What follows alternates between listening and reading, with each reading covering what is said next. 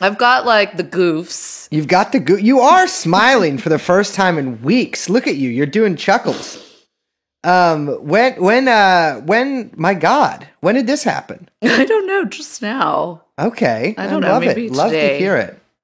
I've been goofing a little bit today too. I've been doing this great prank. Remember planking? Yes. I've been I do planking it. I do planks every day.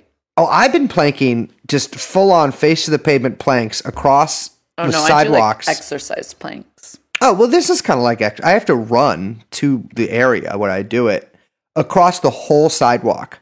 It's such a good bit because people aren't supposed to be out. And so, like, if they get mad at me for planking, it's like, well, buddy, I mean, come on, you're jogging. Do you scare people?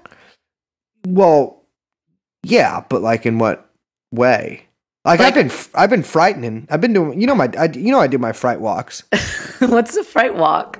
It's you do the creepy crawl fright walk, which you go and everyone's home right now, so you look into their windows and give them a little hello.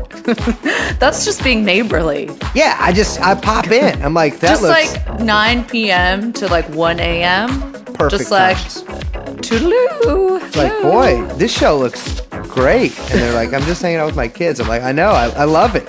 I also love your kids. Yeah, your kids rock, dude. They are the future. They're vectors, right? I don't know. What have you been up to? I don't know. Secret.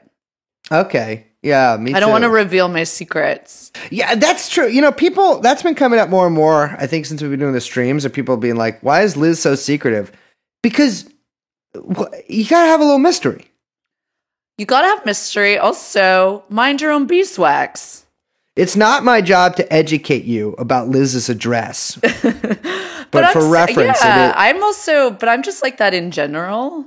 Like, even before we started the podcast, there's not like, I'm not a big social media person except for Twitter, but like, what? That's a funny caveat. No, I mean, I don't really use Instagram. I don't have Facebook. I don't have any of that other crap, So it's like, don't Google me. Don't care. Why do you care? Who cares?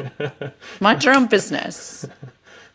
I've been making sure that my neighbors know that I can keep them safe. I've been making sure that my relatives know that if they die, that I'll be able to live on and carry the family name forward. We're going to talk about fertility in this episode. And I've been doing, it's been on my mind a lot lately. I've been doing exercises to increase your fertility. Oh yeah. Well, it's been sky high lately. And so I have been doing moon rituals. It's a full moon tonight. Yeah, and well, so in is Libra. It really? It's in Libra. Wait, does that fuck with? I'm a Libra. Does that fuck with me?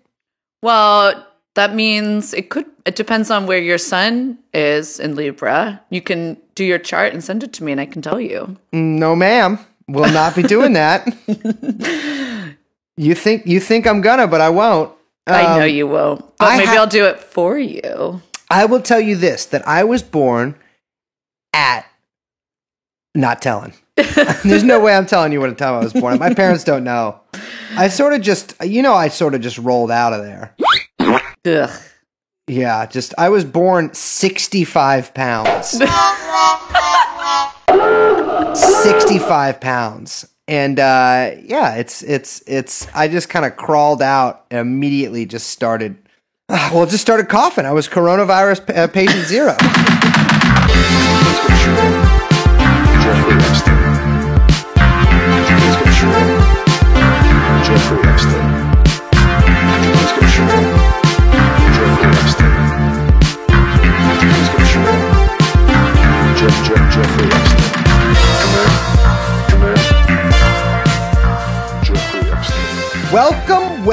Welcome to today's episode of, I've been hearing a lot of talk about other podcasts lately, Liz. Really? Like which ones? I don't know what they are, man. I can't remember their names, but I see like people make these lists of podcasts. I don't know any of the other podcasts on them. Are we supposed to be listening to other podcasts? You don't really listen to podcasts, do you? What? don't work in an office. When am I supposed to listen to podcasts? I know. Just whenever you want. Why would I want to listen to a podcast? Because Do coal miners take home coal and look at it? Ridiculous. you've been hearing a lot about them. And I want to make it clear, we haven't said our little tagline in a while, but we are, as far as I know, the only anti-pedophile podcast made by non-pedophiles that I've ever heard. Yes, that's Explicitly. I think that's true. Granted, I mostly listen to Map Daily. What is that? It's just a little podcast. And Maps of the World. And also Map Weekly, Map Daily's weekly podcast by Michael Barbadoro. But of those, I mean, those are all definitely pro-pedophile. And so I don't really think, if you guys listen to those, I mean, I'm sorry, buddy, it's one or the other. So, yes, welcome to TrueAnon. I'm Liz. My name is Brace, joined by producer Young Chomsky. And we are discussing some actually kind of heavy stuff today. We don't ever usually do this, and I tend to think it's a little lame, but I actually am going to say this because this episode is going to get a little dark, in our TrueAnon fashion. So, you know how we do. But we're talking about some stuff that involves like some pretty gruesome allegations of Pretty much rape everything. And torture and child pornography. So I'm just putting it out there, like, if you guys, if that's something that you're not interested in listening to, I totally get it. But I just wanted to say that beforehand because I got kind of like messed up researching all of this. Liz gets sensitive looking at this stuff, and I figure that's a good barometer for if we should warn our audience. If you don't want to listen to this, we did do a 2-hour 9/11 episode, so that counts as your extra hour. You guys can't get mad at us. But yeah, no, this is a pretty much every kind of content you can warn for is going to occur. Yeah. So we're talking about basically, it's called the Nth Room scandal that's coming out of South Korea. And I have to say that like Western media is not reporting on this at all. There's been very, very few mainstream media articles, interviews with journalists, very few journalists covering it. And even the articles I've seen in like, the Lion fake news American media, like first, example, the failing New York Times, have really minimized what this case is about, which is very odd. I mean, it is like when you look at the scope of this case, and especially when you put it in the context of sort of the sexual milieu in parts of Korean society, it's like astounding, and it's the scope of it's huge too. I mean, we're talking about tens of thousands, if not hundreds of thousands of people involved in this. Yeah, so that's just like kind of a broad stroke. So let's talk about what we're actually talking about. Well, I want to talk about some of the context though of sort of basically previous things that have happened that are kind of related to this, and just to generally set the scene. Because first of all, porn is illegal in South Korea. It is, which I know many of our fans are devastated at this news, but the government has a blacklist. This isn't so unusual because they have this. I know when I was let me just say they have this in parts of the Middle East as well, where porn sites are basically blacklisted from ISPs. The Ministry of Communication there is a big blacklist of them, mostly American sites, I think. I read a report in Vice that said if you look at porn too much on your like smartphone or your computer, they'll take those away. I couldn't find any actual like instances of that happening, but we can call that if they bring that to America. Let me be clear. They'll call that the TrueAnon law. And they have something called the Nuri Net Squad, which is 800 guys, mostly Christians, that look for porn online and try to get it taken down. Which that is, I don't know about that. That seems weird. to me. But there's a ton of spy cam shit going on there. Yeah, so this is a very bizarre phenomenon in Korean society. I mean, I think that this is pretty, I mean, this is like, I mean, I don't mean to say like oldest trick in the book or whatever, but like it is very prevalent in South Korea. Like it's a huge problem where they just have like basically people will set up like very tiny, like almost like undetectable, very small cameras in public restrooms, in public places, in malls, in dressing rooms, trying to get footage of young women. Yeah, and there's like, I watched this little like news thing there where a guy had invented it or showing off a device that could detect spy cameras. And some of the cameras they were showing off were like, they could fit in like a little one on a clock or like fit on a water bottle.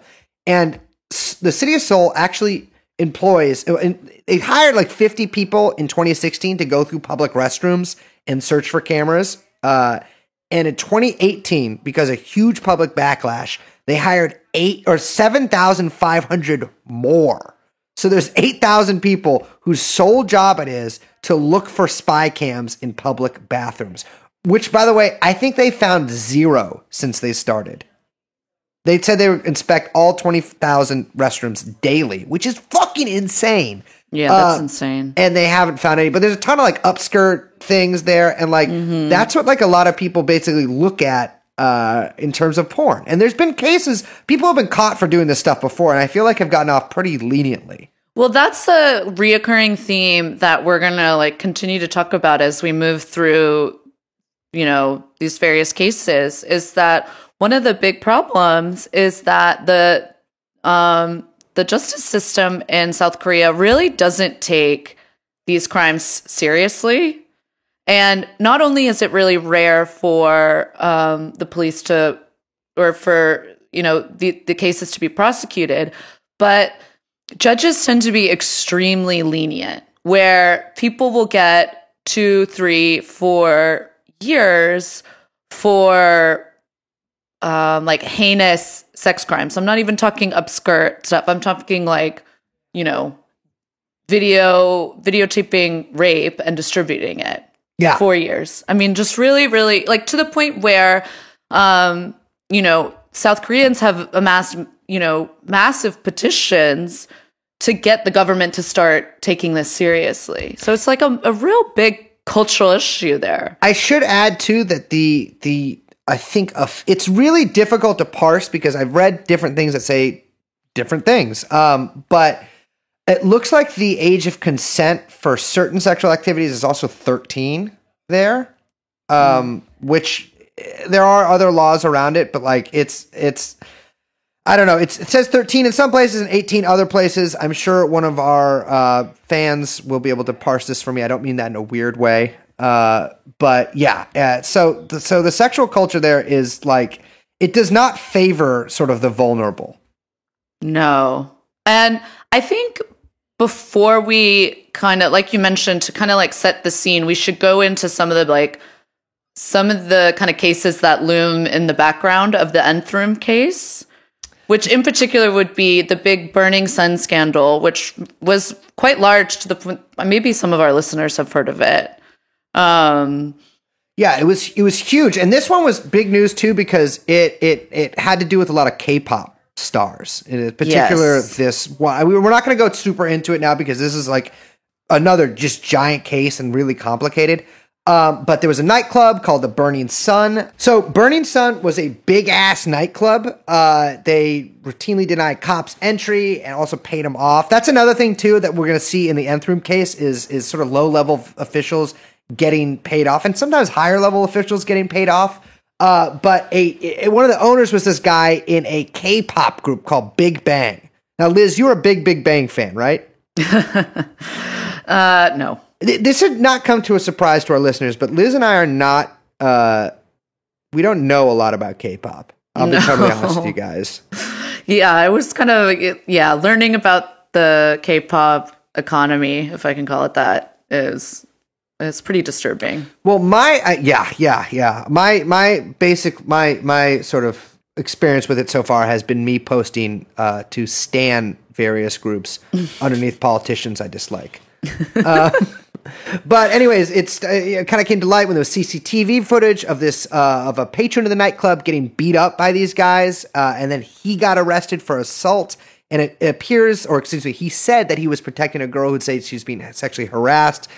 Yada yada yada. A lot of stuff came out pretty soon after, and then continued to come out for a while about basically people doing, molka or upskirt, hidden camera videos of not only just girls in, let's say, vulnerable situations, but also getting drugged and raped by various K-pop stars and businessmen, and then uploaded to a Korean chat app. Yes. So that seems to be like, I don't know, the use of chat apps and all of this, I think, is very curious. Yeah, it seems like that's where most of this is going on. Telegram, I think WeChat, different kind of like, allegedly end-to-end encrypted, and chat apps that also offer that like they'll be routinely erased. So there's this idea of security, whether or not you believe that with these companies. But yeah, so that's a reoccurring theme throughout this whole kind of cultural, I don't know, trend. I don't even know what else to call it. Yeah. It's I mean, one thing that it has in common, because obviously America has a pretty deranged sexual culture too. I think the main thing, which we'll get into later, is that basically women in let's say not great situations are being taken advantage of, often in exchange for money.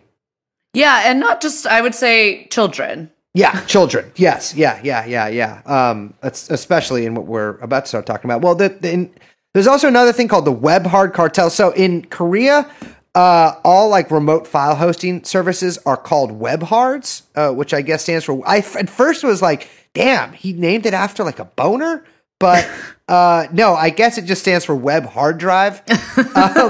But the guy who ran a bunch of these companies called Yang Jin-Hu, he was also, and this has something to do with the Nth Room case too, because it was not just strictly sexual activities.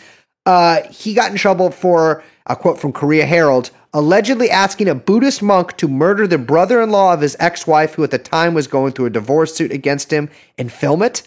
And he got in trouble for that, and it came out that a lot of the sort of file hosting services he had were basically ways to put out revenge porn.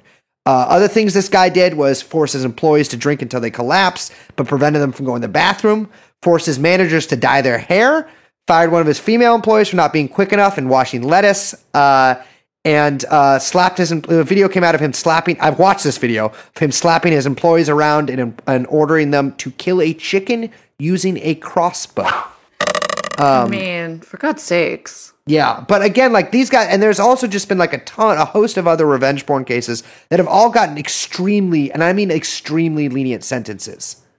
Like a year or two, or just dismissed overall. Well, there's like a case of one guy who, I don't have it right in front of me, but he was arrested and did time for a similar like revenge porn case, and is now running for state assembly. Amazing. Yeah, it's just like, I think that's part of the reason there's been such a huge outcry over this, is because this is such like a far-reaching, I guess, case.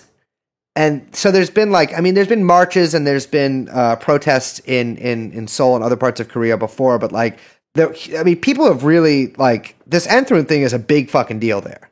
Yeah, so let's get into it. So Nth Room, just because that sounds probably very weird to people. Yes. Just capital NTH, Nth Room. And it's called that because there was a variety of, like we said, Telegram chat rooms, kind of like what you would think of in different layers. So they would be like chat 1, chat 2, chat 3, and then chat N. So obviously, like basically infinity number of these chat rooms. And there was like main ones that were run by a few different guys. And that's all sort of coming out. The main guy people are talking about is a guy named Chujobin. Yes. Who also went by the doctor. Yes, yeah, his name, or he called himself Boxa, which I guess means doctor, but it also means, like, I've heard it translated as the doc too, which makes sense. The doc does sound like a guy who would run a porn chat room. Ugh, it's disgusting. He was recently arrested, like really recently, about a week and a half ago. And he's 25 years old. Did you see the pictures of him getting let out? Yeah, he had like a huge neck brace on. They call that the Weinstein maneuver. What's the deal with that? Did he try to hurt himself? So I couldn't find any reasons he had the neck brace. My guess is that, you know, during Harvey Weinstein's trial, how he grew just more and more disabled. Right. That this guy's gonna get more and more like neck bracey. Like he's gonna come in with like a arm cast, leg cast, and I guarantee you, he will end this trial in a wheelchair so he can get taken to the hospital.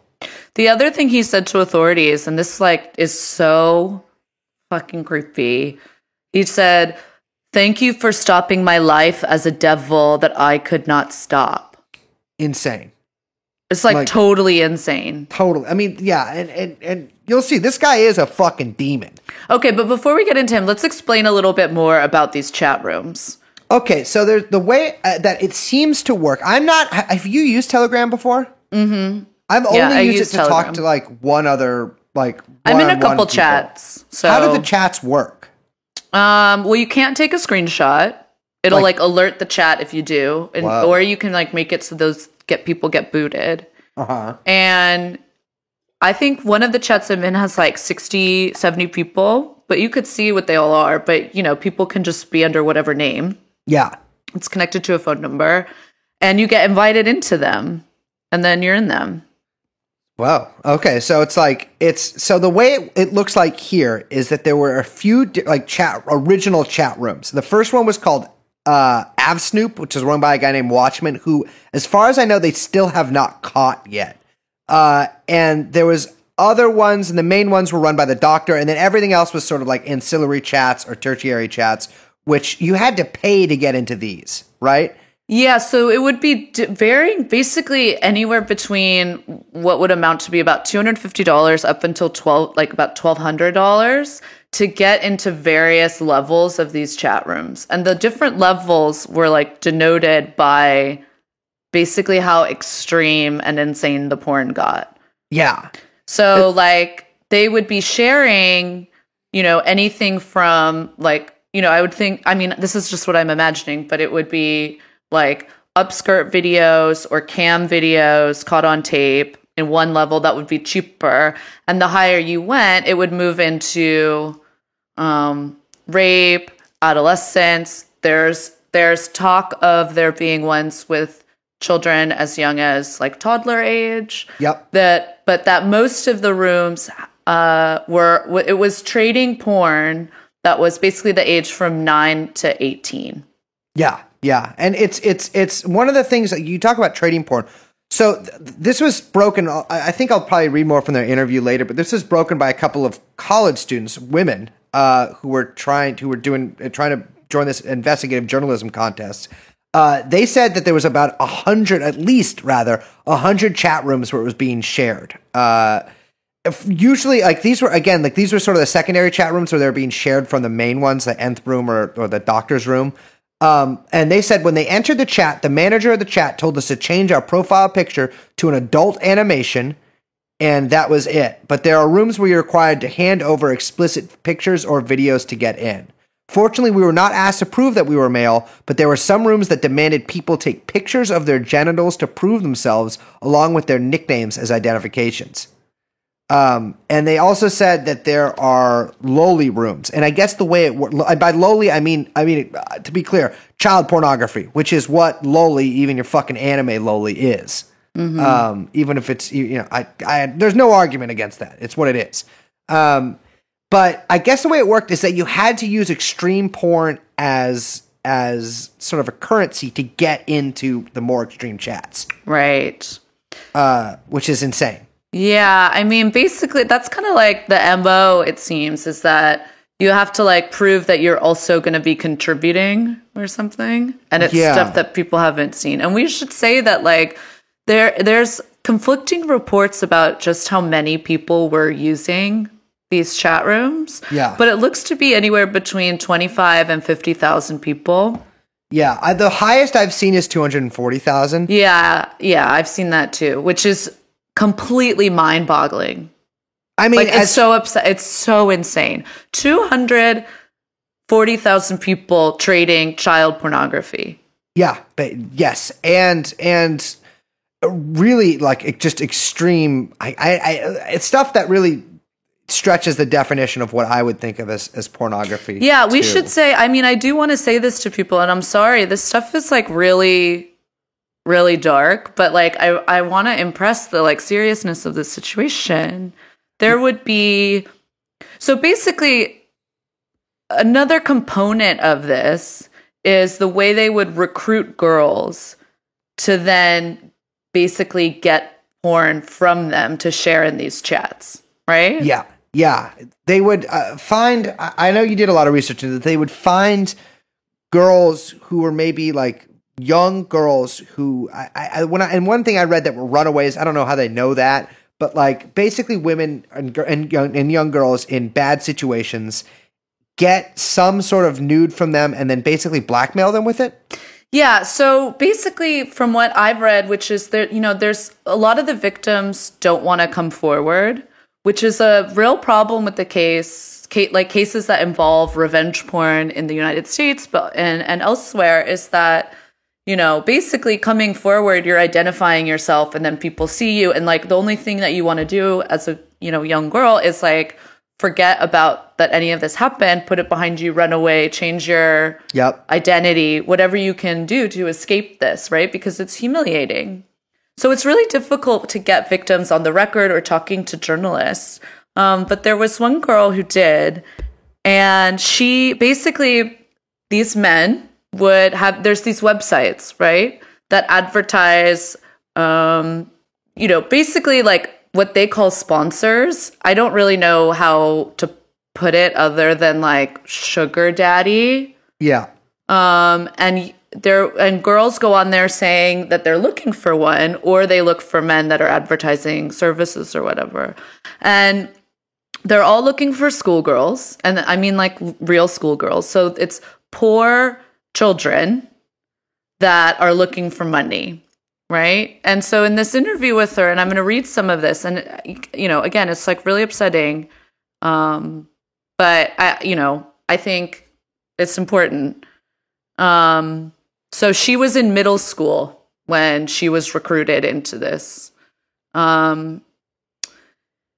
It was when you were in middle school. How did you end up caught in this situation? Back then, I was really lacking money for personal living expenses, so I had no choice. There were no household expenses available for your family?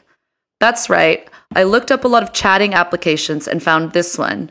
I checked how I could manage to get some living expenses from the app. I got a chat from a person. I didn't have any thoughts of working part-time with a sponsor, but then I got swept into this case. I replied to the person. So basically, at first, these men ask for pictures of their bodies, and then it kind of escalates from there. Then they want pictures with their face included, and the girls get hesitant because, again, you don't want your face, you don't want anything that would identify you on the internet, right? But these men are incredibly skilled. They know how to groom young women, and they've been doing it over and over and over. And so they're able to convince these girls by, sending them money and convincing them that they are in like a kind of benefactor, older man, younger girl relationship to comply with their requests. And it gets more and more extreme as it goes on. It would be them, young girls touching themselves, wearing school uniforms, ripping stockings, but then it moves into carving things into their arms and their bodies, or like having sex with objects to the point of them bleeding, extremely violent acts, stuff that I don't even, and there's more stuff that I don't even really want to say, to be honest. Well, like one of the things that Boxa in particular would do, the doctor, would have girls carve slave into each other or into themselves. Yeah. And a few things remind me of this, of stuff we've researched before, but that reminded me a lot of Ghislaine Maxwell, who.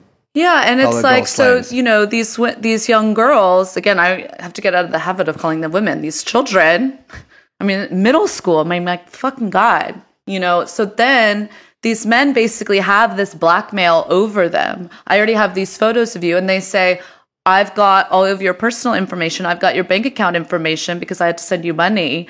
I'm going to contact your family. I'm going to embarrass you. I'm going to ruin, you know, the rest of your life unless you keep doing this for me. And so these young girls get caught up in basically sexual servitude for these chat applications that are trading violent child porn.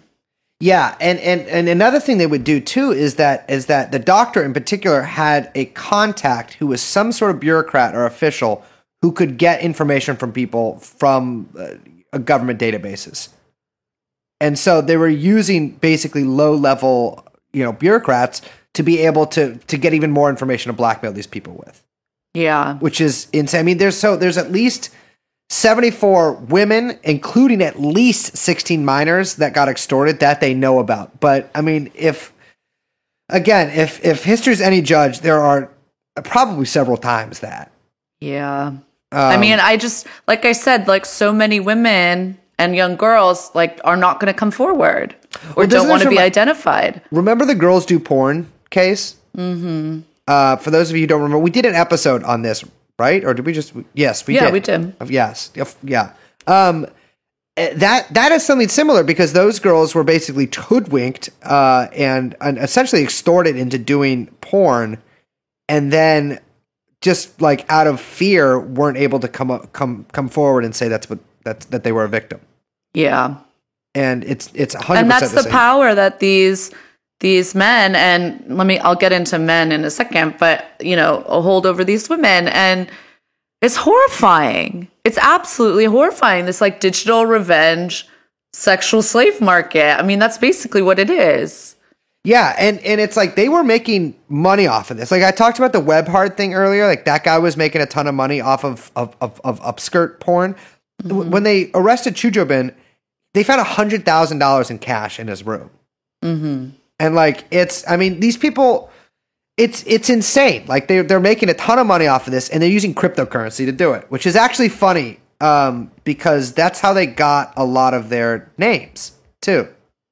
The police raided a bunch of cryptocurrency exchanges. I didn't know. You know me. I don't know how cryptocurrency works, and you know how people could tell me a million fucking times, and I'll never learn because I'm physically incapable of caring.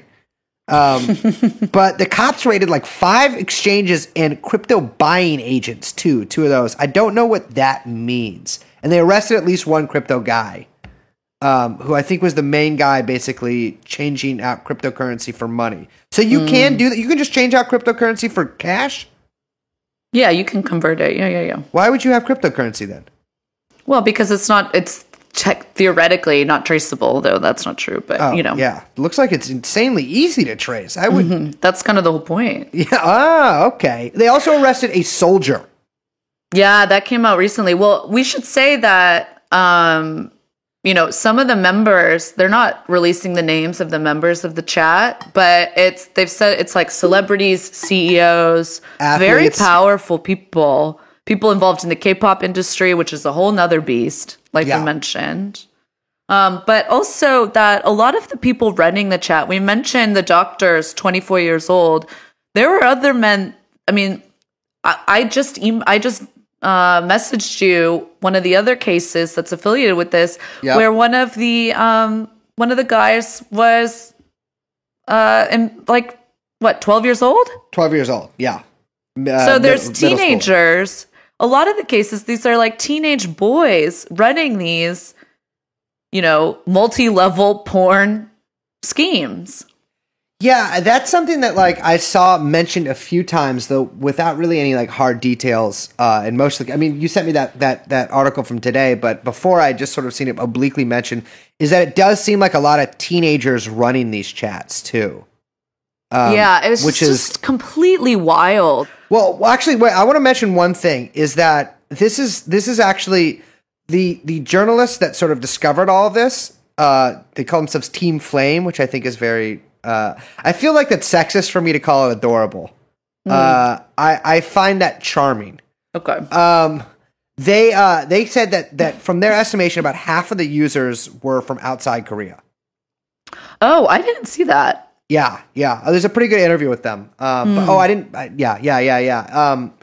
It's which I'm really not surprised by because hell, ISIS uses Telegram.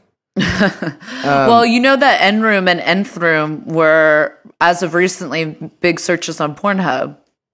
Well, there's a whole like sort of trend towards. I mean, this has been going on since forever, but like since I was a kid, I basically noticed like upskirt videos being a thing, and I just like. I mean, that is by no means exclusive to South Korea, but it's like astounding to me, and like I don't really. It's like that's like I don't know. I find it like sexually deranged. Yeah, I think that's good that you find it sexually deranged. Yeah, well, I mean, Christ, golden rule. What would happen if that happened to me? I would hate that. I mean, I think that's what's like so alarming about the rise in, this stuff that we're reading about here, where again, like the main connective kind of tissue, it seems, is that the content must always be violently coerced. Yeah, and in sort of like cascading ways of extremity too. Yes, like it's got to be more and more psycho. Yeah, and like that's what people are looking for, which is, I don't know what to do with that. Well, it's like I'm not. I've always struggled to like kind of understand what people see in that. Like, I think in this particular case, like from what I've read, Korea has a pretty extreme work life there. I was listening to interviews with workers there earlier today, and they were talking about working 12-hour days, 16-hour days. They have the lowest fertility rate in the world. Which from what I gather, I mean, I watched a little documentary and listened to a little thing about it. That does have to do with the work culture, but it also, I think it's like, I keep coming back to the upskirt thing, just being like a product of some kind of, I don't know what causes that, but like, it seems to be more prevalent in places where, I don't know, people are just have to work all the fucking time. I don't know what that connection is. I wonder if there's like a desexualization too. Well, yeah, I mean, because it's like not actually about having sex. It's like just about, I think to be like sort of titillated by that, I think it like you have to sort of like remove yourself from thinking of the other person as a human being, right? And like that's something that's like, I think it's like technology sort of gets like, I don't even know how much more prevalent in our lives it could get, but I think it became just like ultra prevalent in our lives. It's been much easier to sort of like act like another person's not a human. Right. And especially when these technologies become just like the mediate, like even right now, it's like this, our interaction right now is mediated through technology. Yeah. More and more and more and more and more. And so you're right that it's very alienating, like in so many ways. You become more and more alienated from each other as humans. Which, like, that's nothing new, but I think that, like, in terms of its, like, relation to, like, our sexuality and stuff, like, I do think it, like, I don't know, it takes it to new dimensions. Yeah, that's like Zizek has that great bit that I always reference. I think I did the other night where, he says like soon we'll be on dates and we'll just have like two like sex toys next to us and we'll have the toys have sex and then we don't have to deal with it and we can just have a conversation. Yeah. I mean, I think that even the Classic conversation, Zizek. I think the conversation bit of that is maybe even stretching it a little much. Maybe you just sit and have dinner in silence. Yeah, and like I don't know, like what.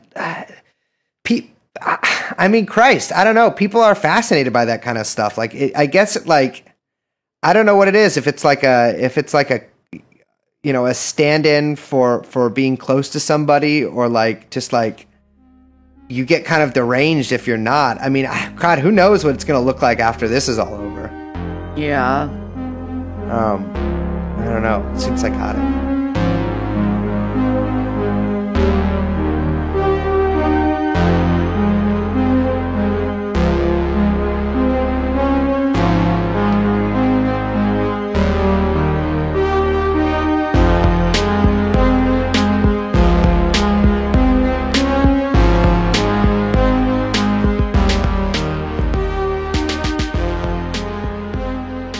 So I think, again, I just want to reiterate that one of the big problems, again, in South Korea is that, the justice system just really isn't taking this stuff seriously. And with the case of Bosca, there was a judge was assigned to the nth room case who was infamous for being lenient towards various hideous sexual crimes in the past. And almost 400,000 people signed a petition and got him removed from the case. This was just 2 days ago this happened, or I think last week. So 400, that many people, 400,000 people being we have to get rid of this judge because he's going to let this guy off scot-free. Yeah, it's been so the whole issue of basically hidden cameras, which, by the way, I don't know if we mentioned this earlier. People have also snuck into K-pop stars' homes and put those in, or their managers have put those in and sold the videos. And that issue is really kind of grown to a head in South Korea, and there is a large movement of women who are trying to actually make that much more of a serious crime than it is, because as it stands now, it's not really a serious crime. I mean. I'm glad they got the judge removed. There was a 2.5 million person petition to reveal the name of Boxa as well, because I guess the way they do it there usually, which I'm actually sort of sympathetic towards, is they blur the face of and don't release the name of anybody who's accused of a crime until I guess after the trial. Interesting. Which I actually kind of like that practice, although it's less salacious. Right. And I love salacious. Well, to an extent. But yeah, hopefully these guys, I don't know, they also say that they have the names of a lot of other people involved in this too. Although if it's anything, history serves as a judge, I don't know if most of those will get in any trouble. Not if they're celebrities and CEOs and athletes, which is what they're claiming. Also, professors was on that list, which, my enemy, the dreaded academic. But yeah, this was not a great read. I gotta say, Liz. No, but I really wanted us to talk about it just because, again, like I said, it's weird that no one in the Western press is talking about this case. It's to the point where, China is now investigating whether it has a scourge of similar chat rooms, either in apps or on the internet, and what to do, because this is a huge scandal huge scandal. Yeah. And no one's really paying attention over here. And I can't, listen, there's absolutely no way this does not exist in America. Yeah, 100% people do that here. People this obsession with being the voyeur and the dehumanizer is pretty universal. But yeah, it certainly was a lot to read about.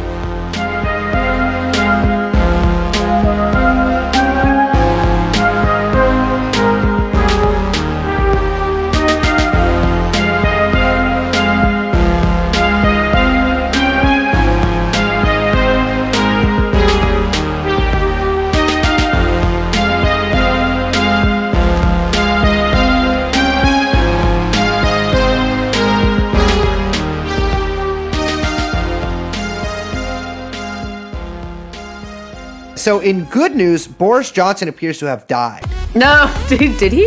Yes, he got. No, I thought you were for real saying that. No, they're saying that his fever went down. Although I gotta say, by the time this episode comes out, he could be dead. I'm taking a gamble there. He got COVID. It's your guy, Liz. Hey, since when is Bojo my guy? You came up with a cute nickname for him, Bojo. You don't call him Bojo? No, I don't want to steal your bit. And didn't you come up with that? I think think a lot of people call him Bojo. Yes, yeah. I say it the best, Bojo. Yeah, you do emphasize a different syllable. The classic Liz tactic of emphasizing another syllable. He got, I can't believe it. He got taken. You know how we were just talking about how all the celebs are faking having coronavirus? Yes. I guess one guy didn't get the memo, that he was supposed to fake it. Well, okay, so a couple things that are funny about that. One, so I think he definitely had it because remember he made that big show like I'm Bojo. Yes. I'm going to shake all the hands of the sick people. Amazing. And then he's like, I shook all the hands of the sick people twice. Yes. And then they were like, Boris Johnson has coronavirus. And then he was like, "Oh, I'm all right. I have," because I will say, Oh yeah, he'd like Instagram lived from 10 Downing that he was doing well. yeah, he did like a double one with AOC. I would love to see the two of them hang out. That would be a fantastic. Just making cocktails back and forth. Amazing. Boris, yeah, he said he had it, but I just assume he's like every other celebrity that has it, where he's like infused with adrenochrome every 3 minutes so he doesn't actually get sick. I figured he had the Tanks strain of the virus. Well, the thing was funny was that like a day before the NHS or 10 Downing, whoever said that Bojo was being taken to the hospital, Russian state media said that he was on a ventilator. Wow. And the UK came out and was like, that's fake news. That's Russia fake news, Russiagate, whatever. But here's my theory on that.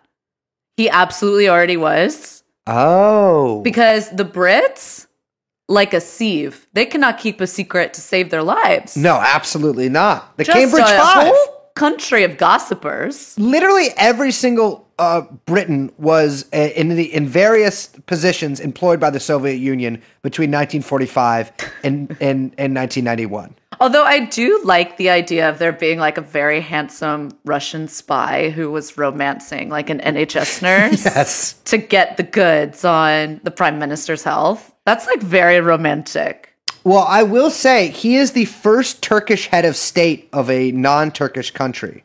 Head of government. Head of government, excuse me. So I think he'll survive. Actually, you know what? I don't want to say I think he'll die, but I'm just like, I know COVID has to kill one world leader. At least right? someone. Somebody, right? And I'm Okay, not but talking here's the about other thing, House though. of Wangchuck, Bhutan. I'm talking about a big one. I'm talking about give me a Germany, give me a Ukraine. Ukraine's still kind of second tier, but give me a Britain. That'd be major. That would be major. Okay, question. What if it was all an elaborate op? So like the whole, I'm just taking this as you mean Boris, Like was for him to come back and be like, keep it strong or whatever that Winston means. Yeah, imagine that Winston Pinterest Churchill. Etsy meme. Yeah, it's just Winston Churchill, but like more porcine. Yes. A porcine? More greasy. Yeah, greasier Churchill. I know they've been trying to do like the whatever various like Brit cucks who like Boris Johnson have been trying to like draw fan art of him as Winston Churchill, and it does not. The hair does not work. You cannot. I kind of like Bojo. I know you like Bojo because this is why I fucking hate Bojo. It's because women are always charmed by Bojo. I'm not charmed by him. I just think he's funny. He's clearly funny. I mean, give me a fucking break. I mean, the Get Brexit, the Union Jack. It's cool because he's just like, he's so obviously like has such upper class disdain for most normal things. Yeah. But I will say he makes a good show of forcing himself. Remember when he's like suspended from the thing holding the flags? Flying Yes, Boris. that was amazing. Amazing. Just totally just horrible Evil and disgusting. Knievel. Great Yeah. moment for the country. Oh, yeah. One of the high points in post-war Britain's history and dignity. He has restored dignity to what I call the civilian crown, or I the will position of say, prime minister. I kind of was hoping that Bojo was gonna, and the Queen has become more active than usual. You love this. Go on. The Queen was gonna dissolve Parliament and step in, take over, and just to piss off Meghan Markle. Ooh, that would be and just had her assassinated. No, you don't even need to, because it's like, bye-bye, bitch. You wanted to go to Hollywood? Well, guess what? Monarchy, we're back in charge. Have fun selling fit tea, loser. Yeah, exactly. Yeah, I will say, for people who are just tuning in now, Liz's long-running, she says it's like something she fears, but she gets such clear and undeniable joy from talking about it. You should see her right now. She's smiling. She's smiling like a fool, grinning like a fool. Liz's hope is that the monarchy of Britain will, by brute force, restore itself to power and finally gain full political control over. This is not true. I don't actually want that. Would No, they because take over? someone accused me online of being a monarchist. I'm not a monarchist. No. My God, no. Plus, you're Team Markle, right? No. Oh, okay. No. Well, okay, I didn't know. I think This she's bitch, first of all, I hope now that you're in LA, back in LA or whatever, you can get your nose redone. It's a perfect opportunity in quarantine to let it heal. Terrible nose job. But Really? it's awful. Second of all, no, I have no sympathy for I wanted to be so famous and become a princess, and now I'm spinning leaving the monarchy as some courageous political act when it's like, no, you just want to be an international philanthropic celebrity, Goop X Michelle Obama or whatever. Get a Netflix deal and talk about wellness and like saving children at the fucking UN. It's like, Go off. bitch, I'm not falling for it. I'm not a dum-dum. I see We already right had one. through you. This girl, and I know this for a fact because I got my little boots on the ground in Hollywood, that this girl's been trying to be famous for her entire life. Oh, so this isn't her first shot at stardom. No, well, she was an actress before, but even before that, she was like, never mind. I'm not even. Oh, This is not a Patreon episode, so I'm going to be a little careful. Well, But- okay, well, please text me the rest. I'm just saying, she had stars in her eyes that her and Harry were going to become like international bourgeois, neoliberal, globalist celebrities. Chills. And guess what? Even the idea of that post-COVID, not interested, not Ridiculous. relevant. So it would be fucking hilarious for her. No, she put out a statement from Los Angeles saying, it was like, oh, Harry and I really enjoyed the Queen's speech. We thought it was great for the nation. It's like, bitch, you're not even here. Go away. What nation? Your nation? You live in my nation now, lady. Yeah. You know what? To me, you should be princess. Thank you. I would love to see you atop a footman's ottoman. What are the things they When carry? I was a little kid, I used to say that the Queen was named after me. Oh, Queen. Oh, that's true. They have to replace her with another Liz. And Elizabeth, yes. Elizabeth, okay. Elizabeth III. I like where this is going. I've been told I'm related to monarchy as well. The Habsburgs. It's a palanquin. That's the things that they carry. Palanquin. What? What is that? The thing that they carry on their shoulders with the poles, and then you're sitting on it. I would love to see Liz on one of those. Just as soon as I figure out what it is. Well, on that note, you have to call me. I have declared total war. What? What? Did you say? Sorry, we both started talking at the same time. I have to call you what? Nothing. I was going to say queen, but we moved on from that bit. No. I always call you queen. I call you three things, Liz. Two of them are unmentionable that I actually don't want to tell you. What? And one of them is queen, yeah.